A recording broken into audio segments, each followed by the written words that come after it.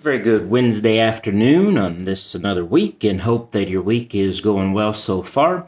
And with it being Wednesday, I want to take a look at an example to shine some light on an example of faith. We have many examples of great faith in the Bible provided for us so that we can learn from them, so that we can be encouraged, so that we can grow in our own faith.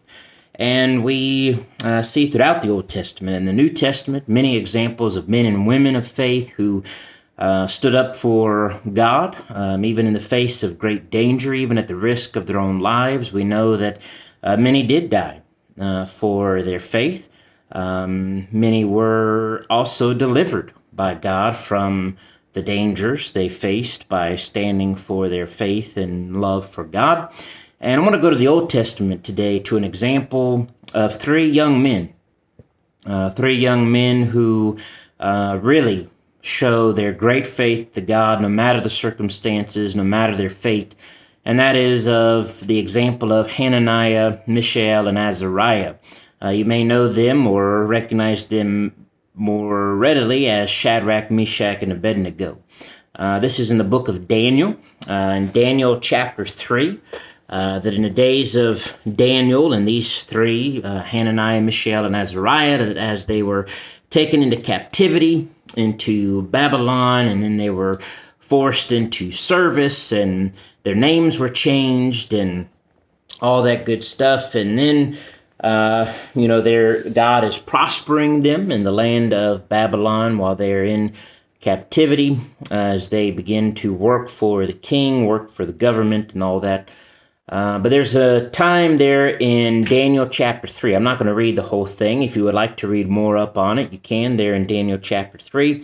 But to sort of summarize what happens here in Daniel chapter 3 is that King Nebuchadnezzar decides to build a great big golden image that he tells everybody, commands everybody to fall down and worship, that when they hear the music played, they're to fall down, to bow down, and to worship this golden image that he had made. Well, we come to find out in verse 8 that some of the Chaldeans, some of the Babylonians came to King Nebuchadnezzar and said, "Hey, there are some Jews who did not do what you said to do. They did not fall down and worship that golden image." And of course, Nebuchadnezzar gets really mad about that, and so he calls for Shadrach, Meshach, and Abednego, and they come, and then Nebuchadnezzar, asks them, is this true? What did you do? Why did you not bow down and worship this golden image that I told you to bow down and worship? And so then he says, okay, well, I'm going to give you a second chance. If you will, when the music plays, and if you'll bow down and worship the golden image, then everything will be fine. But Nebuchadnezzar tells them, if you do not do it, and they knew from the beginning, as Nebuchadnezzar made known to all his people, that the punishment for not bowing down and worshiping this golden image of Nebuchadnezzar that he had made, the punishment was to be thrown into a fiery furnace. You were going to be thrown into this furnace and be burned and die a horrible death. But even though they knew that, even though they already knew what the punishment was, they still didn't bow down. And here, even though Nebuchadnezzar gives them a second chance to do it and escape this punishment by fire and death, we find they would not do it, as they tell him. And this is what I want to focus on, that in response to Nebuchadnezzar and to his threats and to this really scary fate, to think about that, if we don't do this, we're going to be thrown into a fiery furnace. That's not easy. That's not fun. That would not be pleasant. And so verse 16 of Daniel 3, Shadrach, Meshach, and Abednego answered and said to the king, "O Nebuchadnezzar, we have no need to answer you in this matter. If that is the case, that, you throw us into the fire or want to, our God whom we serve is able to deliver us from the burning fiery furnace, and he will deliver us from your hand, O king." They had faith in God. They knew that God could deliver them from this fate. They even had confidence that God would, that he would deliver us from your hand. But then I think a powerful part of this, their faith is powerful, obviously, But then they show us how great their faith is in verse 18 when they say to the king, "But if not." What they're saying is, if God chooses not to save us and deliver us from the fiery furnace, they said, "Let it be known to you, O king, that we do not serve your gods, nor will we worship the gold image which you have set up." I find their faith amazing. I find it very encouraging that even in the face of this, horrible fate, they know they're not going to bow down and worship this image. They're not going to give in. They're not going to give up. They're not going to try to escape death. And they're confident that God can certainly deliver them from the fiery furnace. But I think what shows their deep faith is that they say, but even if God doesn't save us, even if God allows us to be thrown into the furnace and we burn and die a most horrible death, that's okay. We're still not going to turn from God. We're still not going to serve idols and worship this golden image, because they had hope and trust in God, even if it meant their physical death. They still trusted in God. They still were faithful to God. And then, of course, Nebuchadnezzar then gets really mad and then orders them to be thrown into the fiery furnace, and they are thrown into the fiery furnace. But then, verse 24, Nebuchadnezzar was astonished. He rose in haste and spoke, saying to his counselors, "Did we not cast 3 men bound into the midst of the fire?" And they said, "Yeah." Then Nebuchadnezzar said, "Look, I see 4 men loose, walking in the midst of the fire, and they are not hurt, and the form of the 4th is like the Son of God." So there's an extra person in there that they didn't throw in there, and then these men are up, and they're walking around in the midst of the fire. They're not hurt. Nothing's happening. And so then Nebuchadnezzar calls them out of the fiery furnace, and they come out of the fire. And the satraps, administrators, governors, and the king's counselors gathered together, and they saw these men in whose bodies the fire had no power. The hair of their head was not singed, nor were their garments affected, and the smell of fire was not even on them.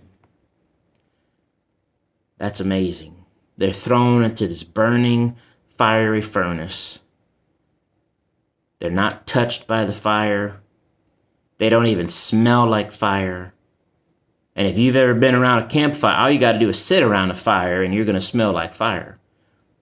They didn't even smell like fire.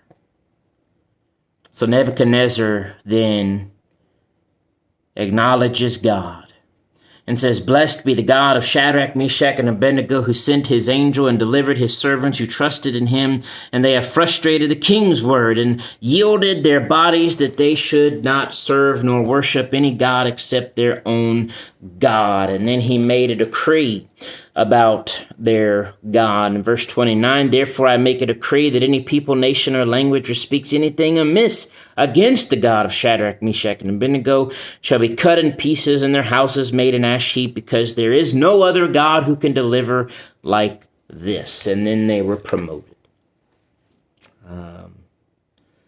What an amazing act of deliverance from God. What an amazing time of faith for these 3 men. But think about this. While we finish up here, think about this.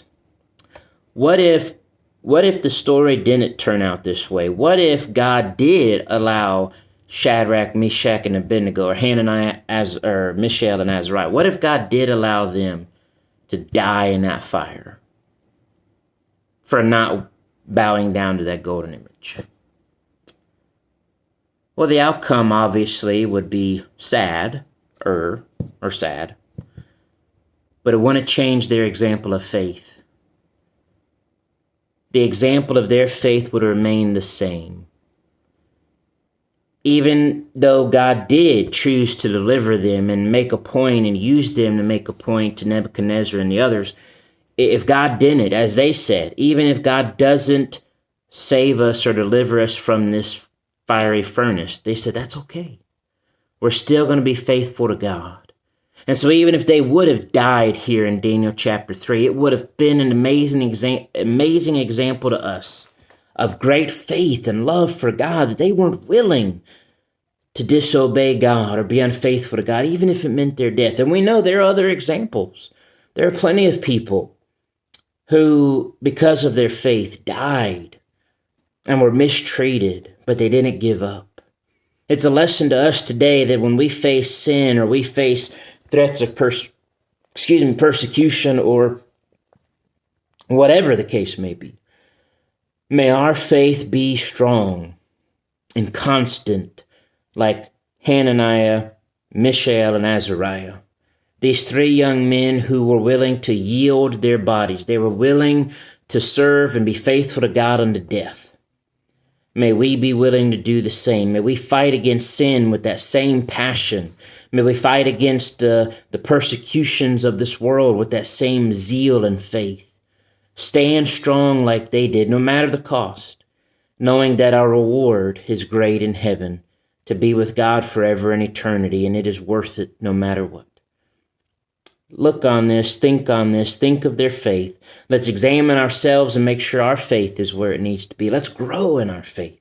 Use examples like this and the love and power of God. Use this from God's word to grow and to strengthen our own faith today in our service to God. God bless.